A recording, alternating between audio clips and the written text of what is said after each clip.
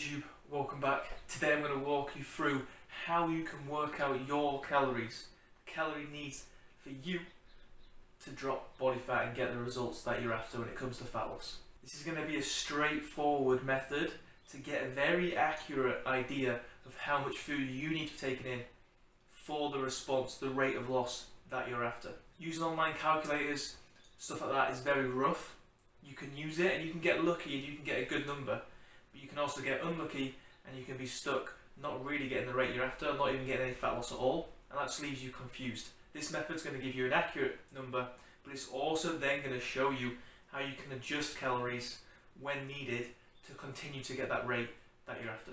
If you do enjoy the video, please drop a like. Any questions throughout this, throw them down below. If you haven't already subscribed, please do so, because you'd be an absolute legend. Let's go.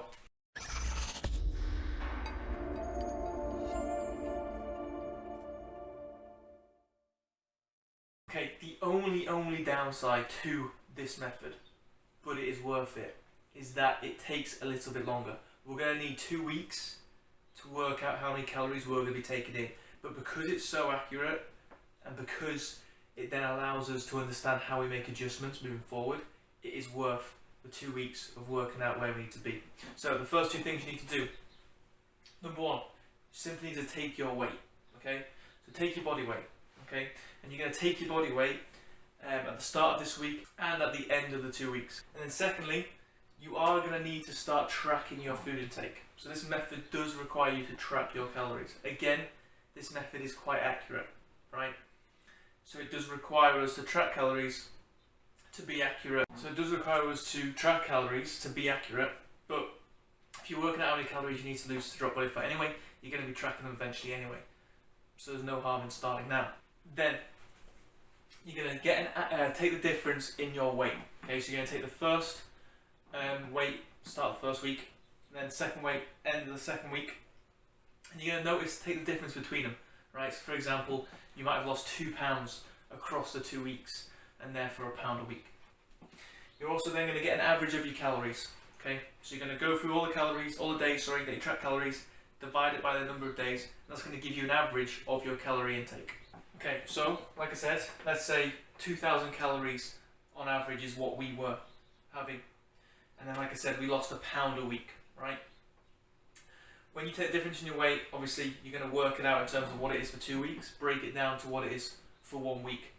Because before we use this information, we need to follow and use a simple rule, okay? It's rough maths, it's not exact maths, but it helps us in making adjustments to our calories. And that rule is, for being in a 500 calorie deficit a day, across a week you're going to lose £1, okay? So if you're in a 500 calorie deficit a day, you'll lose £1 a week. So, in this example, we have dropped £1 a week, which means we're in 500 calories, a 500 calorie deficit a day. Which means we are under maintenance. So maintenance is where your body's not going to drop body weight, right? So we're going to drop body fat. It's going to hold your current condition, okay? This would suggest that we have 500 calories under maintenance. So our maintenance intake would be 2,500, okay? And weight would hold there. Now, that's just a very useful thing to know, okay? Useful thing to know now, because if you ever want to return to maintenance or go up to maintenance, it's a useful thing to know in the future after you've dieted. How close is, where is my maintenance sitting for where I can drive calories back up and whatnot. So knowing this sort of information, having a rough idea, is very helpful. Now, let's say you actually want to drop 2 pounds. Okay, we were currently dropping £1, but you want to lose £2 a week. We want an extra £1 a week lost. So we need an extra 500 calories reduced, or a 500 calorie bigger deficit. Okay, so to do that, we're going to drop calories by 500, right, which will take us to 1,500 calories. So on 1,500 calories in this example, we'll be dropping £2 a week, okay, which would be 1,000 under our maintenance, because maintenance is 2,500, as we just worked out. Bear in mind, we are doing this as an example just from food to make it easy. You can reduce food and or increase expenditure, okay? So let's say you needed to increase that deficit by 500.